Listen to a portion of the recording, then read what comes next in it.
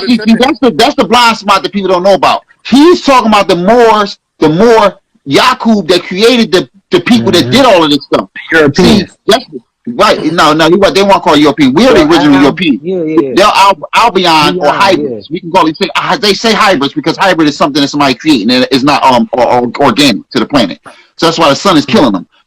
Yaqub hated the so-called melanated person. I'm not even gonna say more, but I can say more so people can understand it. So-called black or more or original people on the planet. Yaqub took them and they did experiment with animals, all types of animals, and created these beings, what they call the 12 tribes of Israel or the 12 tribes of Jacob, whatever the case. That's who he's talking about. That's the dirty Moors that he's talking about. And I understand, I respect that. But all the Moors that came over here, they were sellouts because they were facing death. They were facing death over there. They taught them how to get across the high seas because the European didn't know anything. He's right about us teaching the European. Because we are people that don't want to kill. That's not what we're here for. We're here to make the universe or make the people love each other. So we didn't want to kill these people that Yaqub created. So we taught them a lot of stuff so they can help us clean the planet or whatever. But they have a animalistic mindset. But we didn't look at it. Instead of us destroying them and killing them off, we didn't do that. We helped them.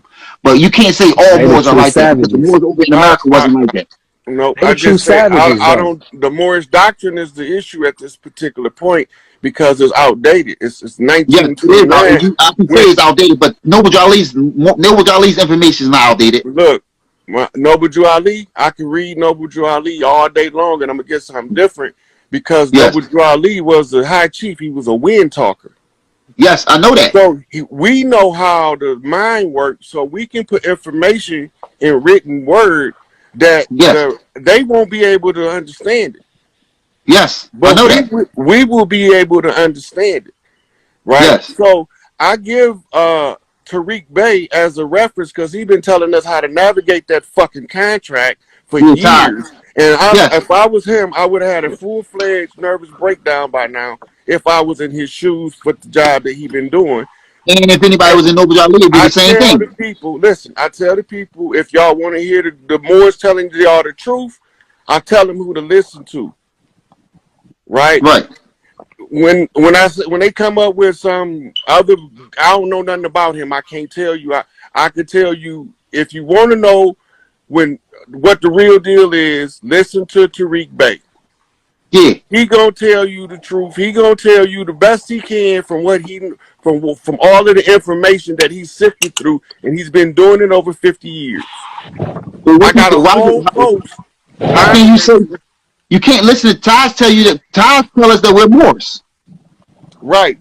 But when you listen to his breakdown, he also can distinguish the difference between the Amaru of this land, I know that came over from Europe. The infiltrators, you're right. I know that. That's why I can use him. Right, so that's why I can use him for a reference because he don't just say we more and leave it at that, and lead the people to go be led astray by those who come to fleece the flock. Yeah, you talking about the Tawny Moors. I understand that. So both Tawny and Black Moors, they don't mean us no good. They came over here to steal our birthright. Yeah, I know. They're our children. Right? No, they're not. They are. Are you talking about? Are we talking about Yaqub kid or Yaqub's people I'm talking about those motherfuckers look like me and you that be standing next to us. When we throw the right fist up, they throw the left fist up. Right? Oh, you talking about the infiltrators, the agents. All right, I understand. Now I know you're talking about. When we standing on our 5 over here, they standing on their 5 over here. Yeah. You understand what I'm saying? Like the Masons. They not us. Like the Freemasons. Right. They not us. They have they have to give us the ability to see that they not us. Yeah, the same boat. Now, when you came in, the only reason I didn't click out of here is because your face tell me your phenotype is tied to the blood that belonged to the Americas. Yeah. So I'm going to have to listen to whatever you got to say, whether I agree or disagree. It don't even matter at that point because I recognize you as one of my brothers. Yeah. Right? So it's a division. And it doesn't matter.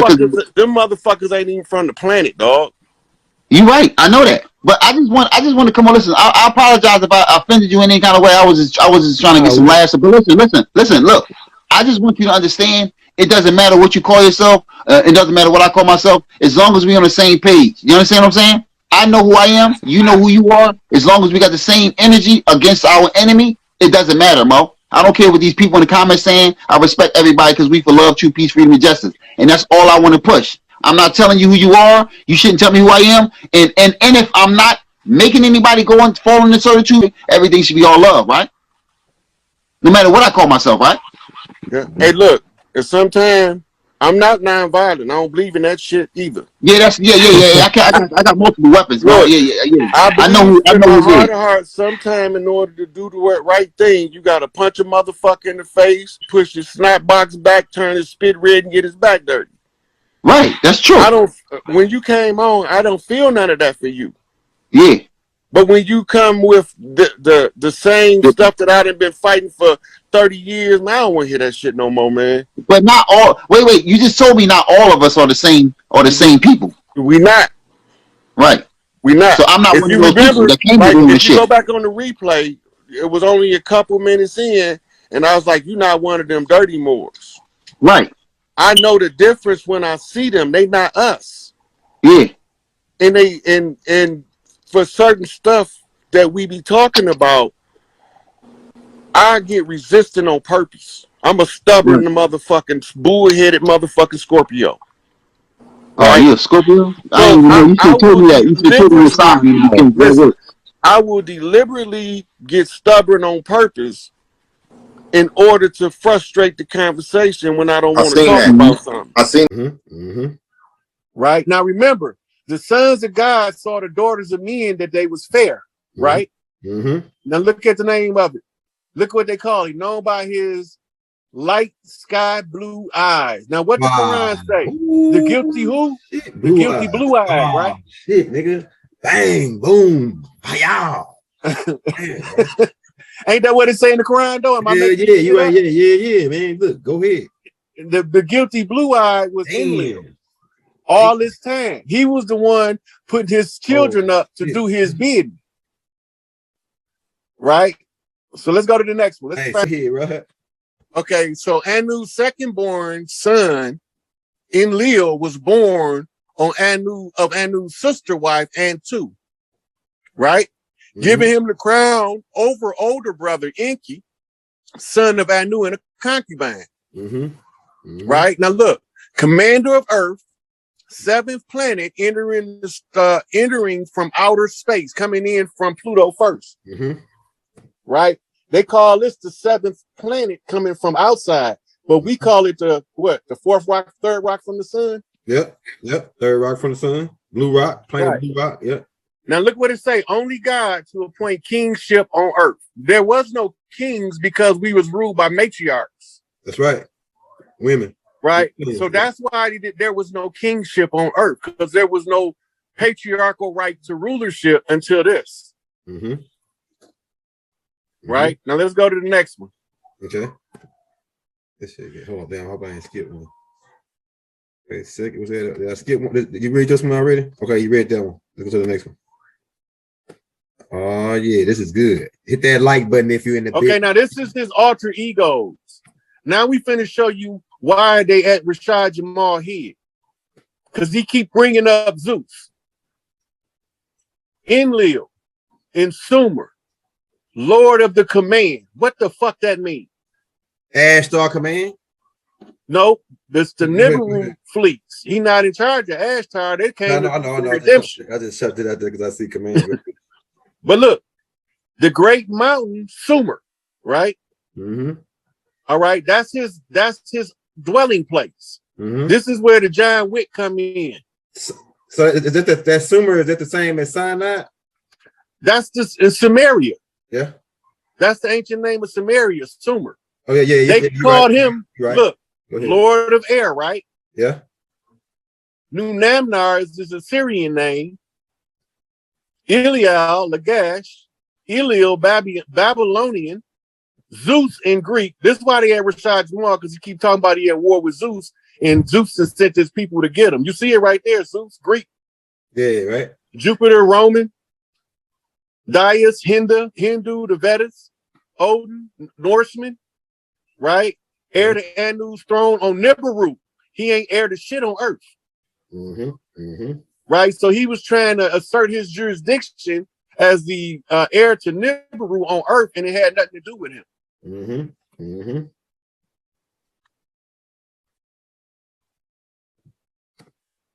Can you hear me? Yeah, can you hear me? Yeah, I can hear you. Can you hear me? Yeah. Okay. Somebody had called in. I had to I was making sure that. Okay, we're on this one right here, I think. Okay, right there. See what it say? Enlil, Anu's second son and heir, born of the double seed law of succession. You see what it say, right? Now, the symbol for the double seed law of succession is the double head bird. 32 degrees Scottish right. Remember? Okay, yeah, go ahead. I'm with you. I'm right there with you. Okay, so that's the symbol for double seed law of succession. Remember I told you they came in 32 to Scottish right on a hostile bump. Yeah. Left bump. Right? That's the left brother bump. He told us to look up. We got the ass. Ain't gonna be no more bumping after this. Okay, let's go to the next. See what the next we got. We might be done with the Enlil slides for now. Well, hold on. Let's see what that is. It's doing a little fun. Okay, there you go right there. Okay, so this is who Enki. This is Enki. Enki is known as Nuttermud. Now, the reason why I got Enki here because where did Cain get his wife from? The land of Nod. The land of Nod is the land of Nuttermud, which is over here, America. I think it's America. No. Oh, the Bible said it was Babylon. Africa, South Africa. Yeah. South Africa in what we call Rafali was where his dwelling place was. They called it the Absu. Right? So it's he was the Sumerian god of wisdom, fresh water. Now remember, Oshun is who we have over the fresh water. Okay. So these is the patriarchal agendas. Now, remember, Enki is the Lord of the command. So this is what he's given. I mean, Enlil. So this is his orders to Enki. This is what he's supposed to usurp. So he's the god of wisdom, right? That's the knowledge. Fresh water, right? Hydration. Water represents spirit, intelligence, thinking, trickery and mischief. You're moving too fast, Elder. Oh, damn! I thought you was out. My bad. Damn. Go ahead. Trickery and mischief, crafts. You see the word crafts in red, right? Yeah, crafts. Yep. Magic. Remember, see, magic, exorcism, healing, creation, virility, fertility, and art. Iconography depicts him as a bearded man wearing a horn cap and long robes as he ascends the mountain of the sunrise. Now, what's the mountain of the sunrise? The Sinai Mountain. Now, we're going to get to that. Mount Kilimanjaro. In this image, flowing streams of water run from his shoulders, emphasizing his association with life-giving water, while trees representing the male and female principle stand in the background. The streams are interpreted as the Tigris and Euphrates River, which, according to one myth, were formed from Enki's semen. His name means Lord of the Earth, and his symbol are the fish and the goat, both representations of fertility. All right, now, it's a couple things I'm going to point out because they just told you who Enki was. See where it said his, in this image, flowing streams of water run from his shoulders? This is the source of the Nile they're talking about, which is, you just said the mountain, didn't you? Yes, Mount Kilimanjaro. Right. Remember when Baba said that the elders over there on the mountain in Kenya did the ceremony for him? Yeah, you're right. Yeah. Right. Because this is who he was up against. Not Enki, Enlil. And Enki's priest was the ones that was sending him the assistance. Wow. Go ahead. Now you see where it say flowing streams of water. Emphasis is associated with life-giving water. The term life-giving water was only Kemetic, and it was only used in reference to one body of water. Okay. What body of water do we know that to be? The Nile. The Nile. And the two streams of the Nile is the white and the blue, right? Yeah.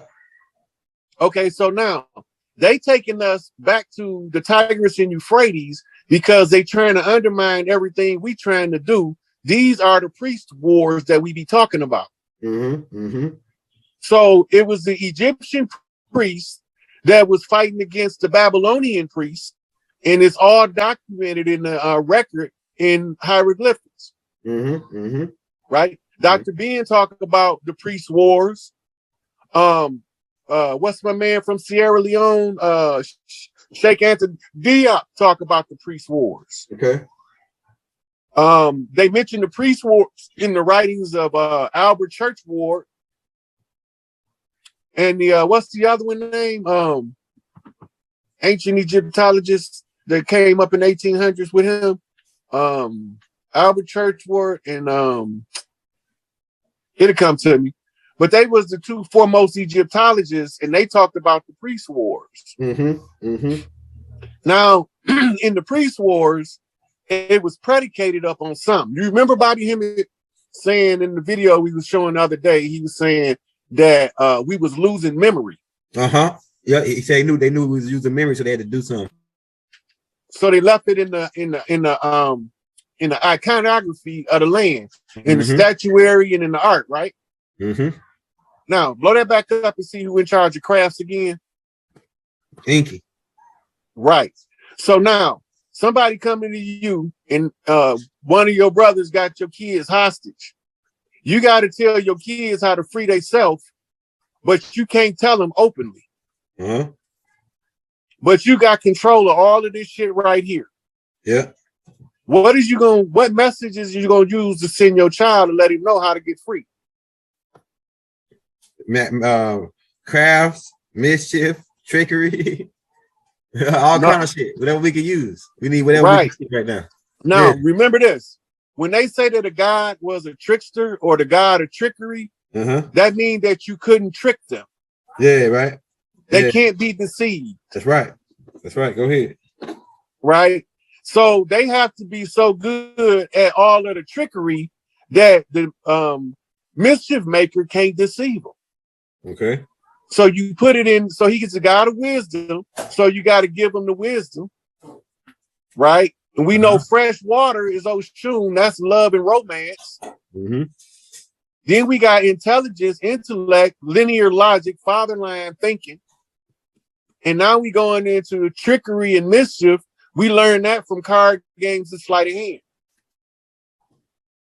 Then we go into crafts, which is the ceramics and the pottery and the designs. And then we go into the magic, which is the incantations and the spells and different things, right? Then we go into the exorcism, which is casting out the devil by making his ass be seen. Because remember, the devil don't want to be seen. Yeah, that's right. Right? So the priesthood of Enlil are Amun.